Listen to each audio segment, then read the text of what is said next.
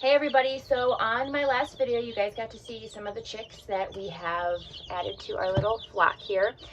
We have 18 chicks total. I'm thinking about getting a couple more, but we'll see about that.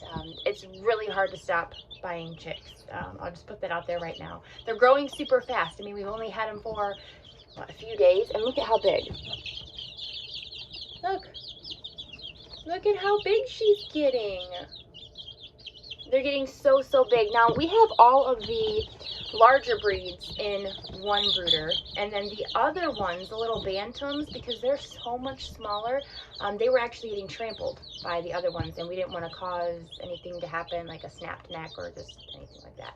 So we actually moved them to their own little brooder box. It's only two of the little bantams, and they seem to like each other a lot. So I'm going to show you how I go about cleaning up the mud butt. Okay, now mud butt, or poopy butt, as I said in my last video, it's very common with chicks, and also if you are used to like fostering kittens and stuff like that, they can't clean their own behinds, and they usually have diarrhea because they get stressed out very easily, and that's usually what causes the mud butt, because they get stressed out or their diet changes or something like that. So I'm going to go ahead and show you how easy it is to clean that up, and it does get a little bit messy, but I mean, I have everything I need here. Make sure you wash your hands before and of course after.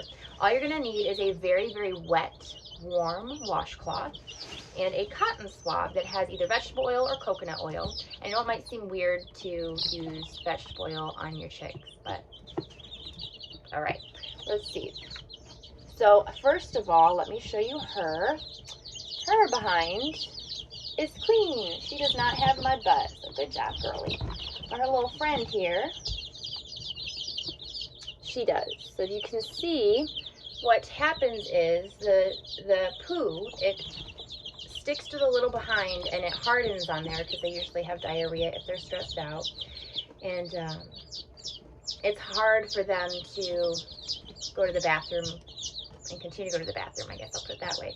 It can actually clog, she's right here, it can actually clog the vent, and we don't want that to happen because that can cause death. It could back up there. We don't want that to happen. So what I'm going to do is I'm going to turn her around,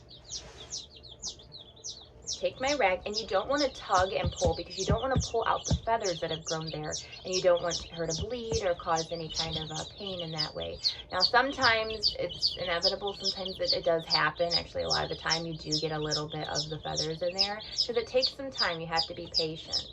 So you're just going to massage that little poo with the wet washcloth, and if you have the cotton swab with the vegetable oil on it too, it actually acts as kind of like a detangler. So picture your hair when it's really tangly and you spray detangler on it, it loosens up the hair so you can get the tangles out. Same thing with the vegetable oil or coconut oil. If you add that to the bum area, that can actually help. I'm going to add a little bit there. So this is my vegetable oil, and I'm just going to add that to her bum.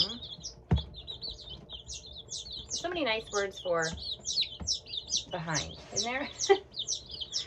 And you're just going to just kind of work it over. You just want it to completely saturate, because the whole goal in this is to get that little mud butt cleaned up, and so that she can actually continue to go to the bathroom and it won't hurt her as much. Her little friend's going nuts on her. I know.